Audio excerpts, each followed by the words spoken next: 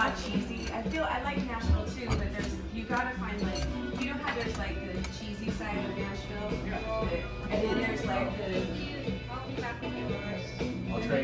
talented side of Nashville, where like the people who actually have talent go and they find the places to play where actually people who like music go to see the talented people, and it's not the cheesy side of Nashville where it's like, anyone with a guitar crazy. It's like that talented place.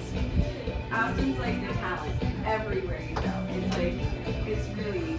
It's not just twang country music. Right. Well, in Nashville's not totally twangy country music, but it's like anyone in the Midwest goes to Nashville if they think they can carry a tune. And so like the people who actually have talent, there's like a network I've been that go to like certain places in Nashville, and if you don't know where those